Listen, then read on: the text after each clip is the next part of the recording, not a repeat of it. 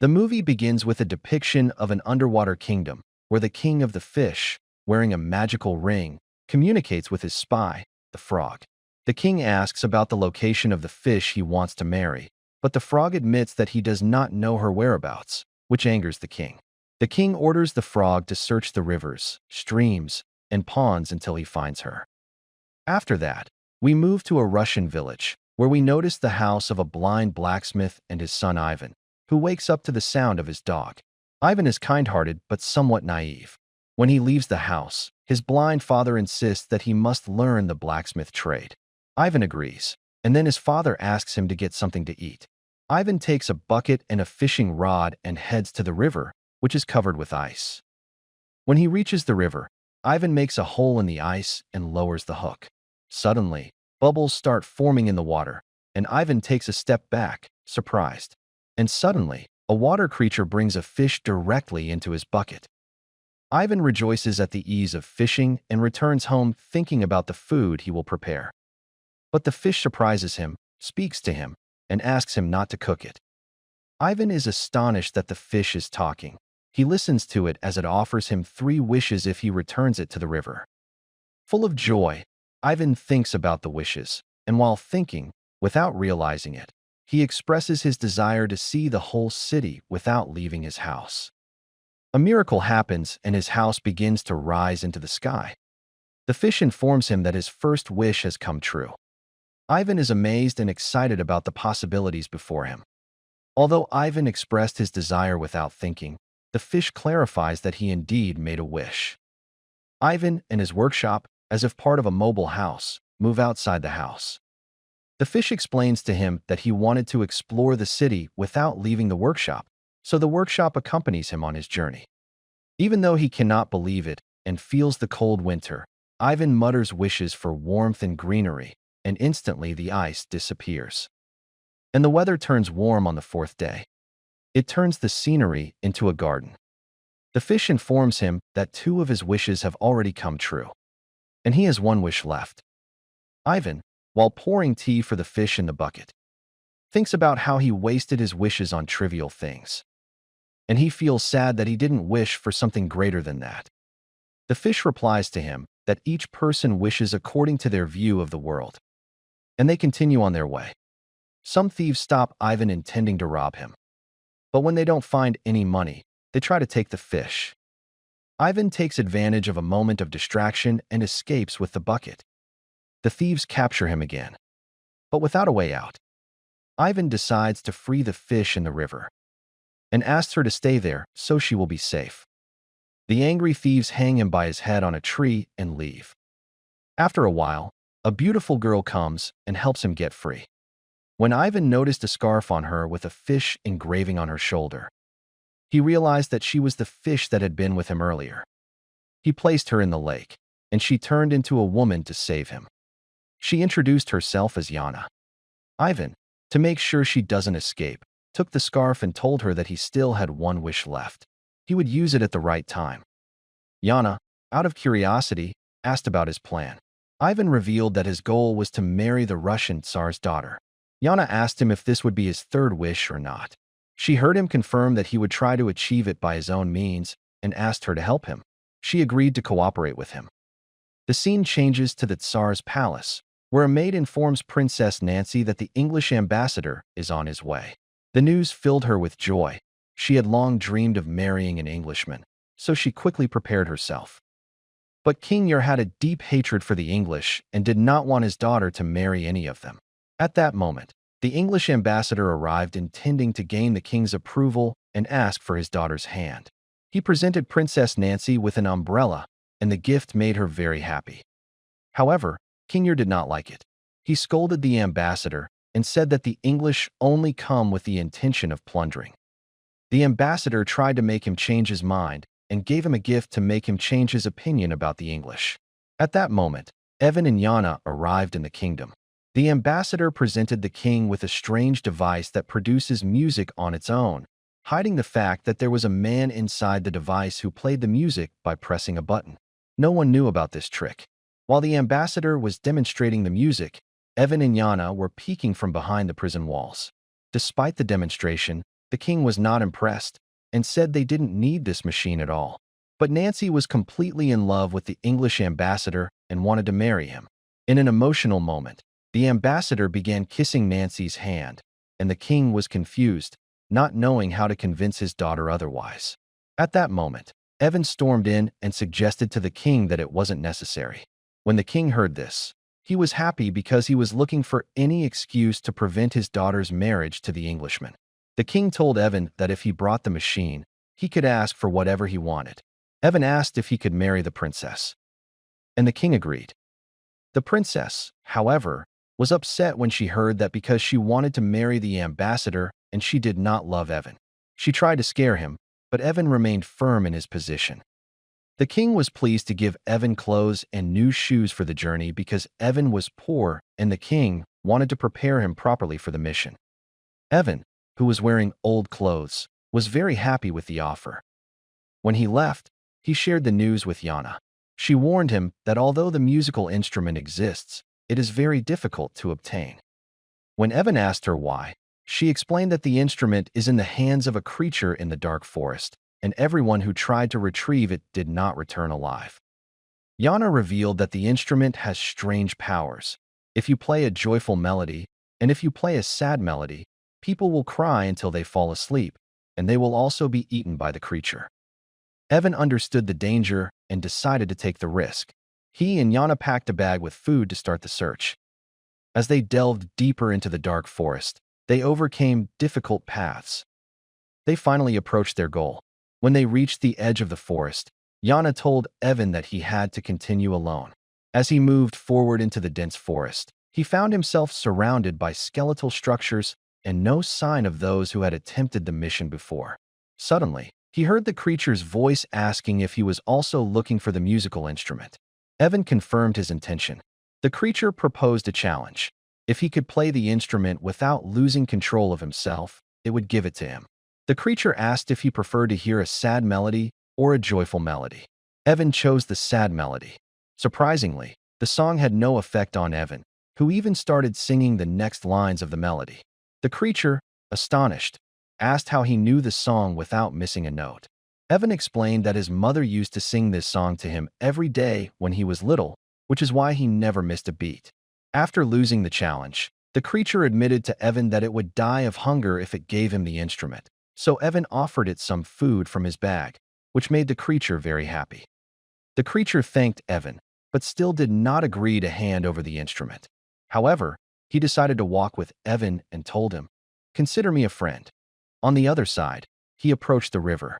Yana was waiting for Evan, sitting quietly. Suddenly, the frog, the king's messenger, arrived and handed her a message. The king was looking for her everywhere and wanted her to come so he could marry her immediately. Yana responded firmly and told him to inform the king that she would never marry him. At that moment, Evan arrived with Otha and the musical instrument and heard the conversation between Yana and the frog. Curious, Yana asked him if at last No, it was about the musical instrument. Evan shook his head, and after a while, they decided to return. On the way back, Evan told Yana that he understood her refusal to marry the king because she ran away from there. Yana confirmed and said that she did not love him. In the next scene, the events moved to the king's palace, where a disguised English savior appeared, at the time disguised as an Italian savior, trying to convince the king again to allow him to marry the princess. He recognized him. I was happy, but before he could ask for her hand, Evan arrived with the musical instrument and explained to the cat, who started playing joyful tunes. This made everyone in the royal court obey without resistance until they got tired of the magical music. In the end, at Evan's request, the cat stopped the music. The king was impressed, and Evan was here with the wonderful instrument and decided that the cat and the instrument must remain with him forever. Evan remembered his optimism and asked the king to fulfill his request and let him marry Nancy's daughter. The king agreed, but clever and proud Nancy just wanted to marry the English ambassador and nothing else. To avoid marrying Evan, she suggested he carry out a task she considered impossible, hoping to get rid of him forever. Evan agreed to the challenge and promised to complete any task Nancy decided. She told him she would reveal the task the next day. Later, Evan met with Yana. who was happy to see him and asked him jokingly if he was sure that the princess could agree to marry him. Evan replied that he wasn't sure, just Nancy. She suggested a challenge before agreeing to the marriage. She promised that she would get married, and if she succeeded in completing the final task. That night, Princess Nancy went to the storage to summon the spirit of her evil mother. When the spirit appeared, she asked her why she summoned her at that time. Nancy confessed that she wanted to assign Evan a very difficult task so that he wouldn't be able to complete it and she could get rid of him forever. Her mother suggested a very difficult challenge. The next day, according to the plan, the princess asked the ambassador to show the king an astonishing invention. This device, when you put vegetables in it, automatically cuts them. And when you put in fruits, it makes juice by itself. And what no one knew also was that the same person was hiding inside the invention and doing all this work. Of course, everyone thought the invention worked on its own. The ambassador asked the king if he had a similar thing in his kingdom. Before the king could answer, Nancy intervened and asked if Evan could bring something that serves food by itself and then collects it by itself. The king said he had heard of a magic tablecloth. He is capable of doing that, even though he has never seen it. Nancy, cleverly, suggested to the king that if Evan managed to get this carpet, she would marry him. Under these conditions, Evan set out with Yana in search of the magical, legendary carpet. During their journey, Yana explained to him that this carpet was with two of the brothers, John and Ron, who had left the city years ago to live in a mountainous area. Over time, these brothers had become lazy because of the comfort the carpet provided them, and it brought them food without effort. Continuing their journey, Evan and Yana stopped at the house of an elderly couple. Despite their poverty, they loved each other very much. Yana commented that love between two people must be like the needle and thread. One is not complete without the other. She was talking about the elderly couple. As they continued, they passed by beautiful green fields until they reached the mountainous area, where they found the brothers, who were clearly overweight due to lack of activity, sitting among the high rocks. And with them was the magical carpet that he had made to bring them food. The brothers were full from eating. They were about to rest when Evan approached and asked them for the magical carpet. This annoyed them greatly. In a moment of anger, they threw a piece of wood at his head, making him lose consciousness. Yana arrived quickly to help him and suggested to the brothers that they look at their reflection in the water. When they saw themselves changed and resembling animals due to the laziness accumulated over the years, they felt a new sadness and asked Yana to find a solution for them. She advised them to get rid of the magical carpet so that they could leave laziness behind and start working to get food for themselves. The brothers agreed and handed the carpet to Yana, who took it and walked with Evan, who had regained consciousness. On the way back, Evan was extremely happy because he found the carpet and began picking flowers from a bush to give to the princess. Yana revealed to him that Nancy actually does not want to marry him, and that she only tasked him with this mission to get rid of him. Innocent and kind Evan did not want to believe it. And Liana explained to me how he asked for the princess's hand. Evan's kindness and innocence made Yana fall in love with him, even though she decided not to reveal her feelings. At that time, in the palace, the princess and the ambassador were celebrating, thinking that Evan would never return. But Evan returned victorious, and all the inhabitants of the kingdom received him enthusiastically, seeing him as a hero. The king was impressed and told his daughter to see how people admired and appreciated him. But Nancy was angry because she had no intention of marrying Evan, and in her despair, she returned to the storage to summon her evil mother's spirit again and look for a new plan to escape the marriage to Evan. Nancy told the king that she was ready to marry, but only with her mother's blessing. Therefore, Evan had to venture into the dark world to get her mother's approval for the marriage. When the king heard this, he understood that his daughter was placing impossible obstacles in front of Evan to avoid the marriage, because going to the dark world and returning from it alive was an impossible achievement. King Evan felt frustrated by this difficult task, but Evan accepted the challenge. After that, he went to Yana, who warned him that going to that place was like entering Death's Horn because it was a different world. Evan asked how he could get there and decided to go alone. But Yana explained to him that he had to pass through a dark forest and a black river full of dangers and fog. The next day, Evan set off with Yana to the other world. But before leaving, he visited his blind father because he did not know if he would return or not. When he heard Yana's voice, his father, who was a blacksmith struggling due to his age, told her about his sadness because he had not heard his son's voice for days and could not look for him because he was blind. Yana and Evan felt sad when they saw his condition. Evan regretted leaving his father in those circumstances and asked him to forgive him and allow him to go on the journey. Then Evan told Yana that although he had ruined 2 of his wishes, he wanted the third one to be the healing of his father's eyes. Yana fulfilled this wish, and the father's eyes were healed. His sight returned to him again while he was working at the blacksmith. When they reached the river, Evan thought Yana had fulfilled 3 wishes and that it had made him very happy. But he didn't want to cause her more problems, so he decided to continue the journey alone. Then he handed her the navy scarf and warmed her. But Yana was satisfied that he still didn't understand that their relationship was like a thread connected to a needle. They could never be separated, and that she wouldn't leave him alone in difficult times. She asked him to understand that when he succeeds, they could be together. Then Yana decided to go with him.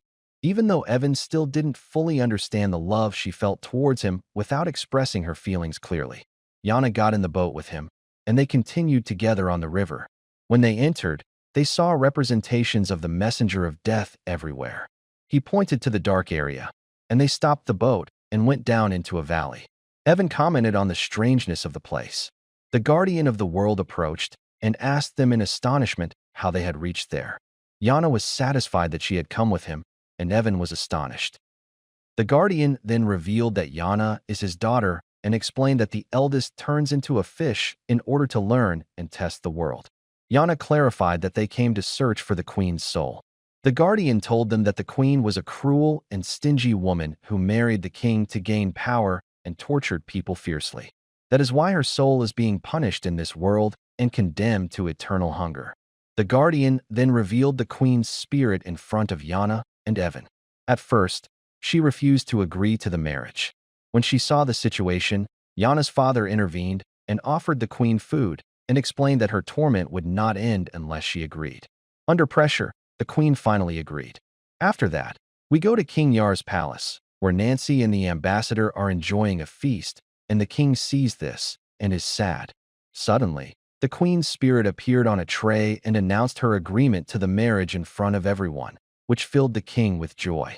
Despite this, Nancy was amazed when she saw that Evan managed to complete the difficult mission for the boat with Evan and got ready to return.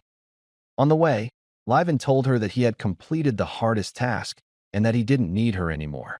She asked him to forget her and said to him with resignation that, in any case, he would marry the princess. But Liven replied to her, saying that he could never forget her and didn't want to do that. Yana, in sadness and resignation, thought that those who return from that place are able to lose their memories. In another place, Nancy, full of anger, entered the storage room and broke the chair that her sinister mother used to summon. Her mother revealed to her that she had been forced to allow Liven some freedom under pressure, but she admitted that she had a secret that could solve all her problems. When Yana asked her about the secret, her mother explained that Liven was not doing all that by himself in his adventures, and that a magical fish was helping him with everything. She also said that in their kingdom, the use of magic was punishable by death. At that time, Liven and Yana, and all of his memories of Yana, disappeared. When he asked her who she was, Yana simply replied and said that she was just the one who steered the boat. Even Evan got off the boat feeling that he had forgotten something important. When he reached Nancy, he told her that although he had completed all his tasks, he had fallen in love with someone else, but he couldn't remember who. Nancy cleverly asked him who, as if he had completed his tasks alone. And Evan admitted that he had always relied on magical help, even though he couldn't remember who. Also, when she heard about the magic, Nancy ordered the soldiers to arrest him immediately because in their kingdom, that was punishable by death. Evan was stunned. He hadn't expected that the person who risked his life would betray him in this way. The next day, while they were covering up for him to execute him, Yana suddenly arrived and offered her freedom in exchange for Evan's. She handed Nancy her scarf with the Pisces symbol, her magical symbol. Nancy was moved and accepted the deal and canceled Evan's execution. But after she saved him, power and jealousy took over Nancy even more, leading her to decide to imprison her father to teach herself the queen. And after she was crowned, she confessed to Yana that her first desire had been fulfilled. And now she wishes that the Prince of England would ask for her hand in marriage. And thanks to our magic, the English soldiers arrived with a marriage proposal from the prince, which made the English ambassador, who used to be Nancy's lover, feel betrayed. Without hesitation, Nancy transferred him to work as a janitor in the palace. On the other hand, Ivan was getting lost in the places he had visited with Yana before, without being able to remember anything clearly. During a night visit to his father, he met John and Ron, who were exhausted from the effort they made. His father thought the last time he was there, it was with someone named Yana. When he saw Abra's ring on John's hand, all his memories with Yana returned to him. Ivan was determined to regain his love once again and decided to go back to the prison, fight, and do the impossible to free Yana. Also, Ivan, with the help of his father and brothers, broke the prison doors. When Ivan faced Nancy, he demanded Yana's release and swore that he would do the impossible against the soldiers if she did not agree. Nancy always planned. I suggested to Yana to fulfill a third wish, that she turn her into a witch like her. Yana granted her wish, but with an unexpected twist, Nancy turned into a fish. When Nancy tried to reverse the transformation, she discovered she could not use magic for her own benefit. This meant that Yana could grant magic to other people, but she could not grant magic to herself. At that moment, water from the nearby well started to rise, and the Fish King appeared. He confused Nancy with Yana and was very happy to see the fish he loved and wanted to marry her. He took Nancy under the water to marry her. After Nancy was freed, everyone celebrated. Yana was freed, and Evan's father was freed. Evan and Yana finally declared their love for each other and decided to live together forever, like the needle and the thread. And so, the magical story full of magic and adventures ended. See you in a new summary, and thank you for watching.